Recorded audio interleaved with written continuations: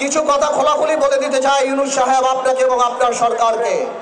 ইদানিংকালে আমরা দেখতে পাচ্ছি আপনার কিছু উপদেষ্টাদের কিছু কথাবার্তায় যে তারা আমাদের প্রতি এমন বিরূপ প্রতিক্রিয়া দেয়, এমনভাবে কথা বলে, এমনকি মনে হয় যে এই আন্দোলন শুধুমাত্র তাদেরই আন্দোলন। আমার ভাইয়েরা, তোমরা আমার যে বয়সে ছোট, আমি তুমি করেই বলি, সরকার নামানো আর সরকার চালানো এক কথা না। ভাইয়েরা, তোমাদের মনে রাখতে হবে, তোমরা হয়তো 10 বলে 20 রান করেছ, কিন্তু 180 রান বাংলাদেশের মানুষ করেছে 17 বছর। তোমাদের এই অশ্রদ্ধা, তোমাদের এই কথা বলার ধরন দেখে আমাদের মনে হয় যে তোমাদের মধ্যে ইচ্ছা, আশা, আকাঙ্ক্ষা জেগেছে যে তোমরা নির্বাচনে করে এই সরকারে থাকবা। আমার কোনো অসুবিধা নাই, তোমরা দল করো, তোমরা নির্বাচন করো, কিন্তু কোন দলকে ক্ষমতায় আনার জন্য নির্বাচনকে কোনোভাবে বিলম্বিত করা যাবে না। বাংলাদেশের মানুষ 17 বছর ভোট দেয় নাই। আমরা জনগণের কথা বলি, তোমরা যদি কোনোভাবেও এই সরকারকে প্রভাবিত করার চেষ্টা করো নির্বাচন বিলম্বিত করার জন্য, তাহলে মনে রাখতে হবে যে তোমরা সাধারণ মানুষের বিরুদ্ধে অবস্থান করছো। আর সাধারণ মানুষের বিরুদ্ধে অবস্থান করলে আমার ভাইয়ের একটা কথা পরিষ্কার, শেখ হাসিনা বা আওয়ামী লীগ সরকারের কিন্তু 17 বছরে মাথা খারাপ হয়ে গেছে। তোমাদের মাথা খারাপ হতে 17 মিনিট সময় লাগবে না ভাই।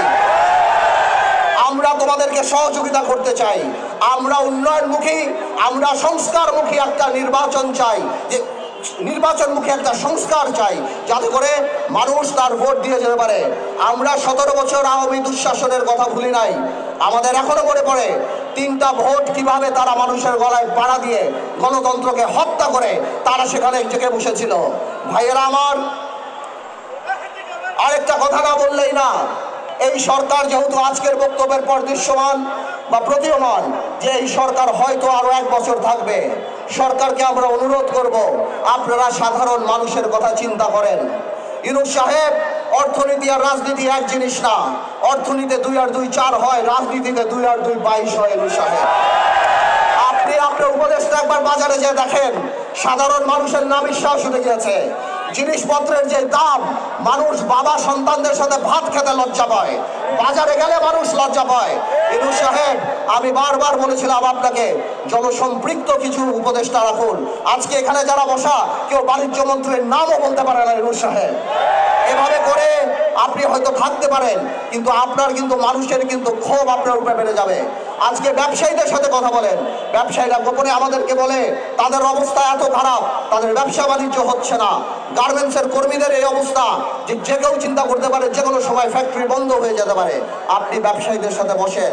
ইউনূস সাহেব, মনে রাখবেন, আপনারা কাজ করেন, কিন্তু পলিথিন বন্ধ করা, হর্ন বাজানো, গ্লাস সরিয়ে প্লাস্টিকের মগ রাখা, এইসব আপনাদের কাজ না।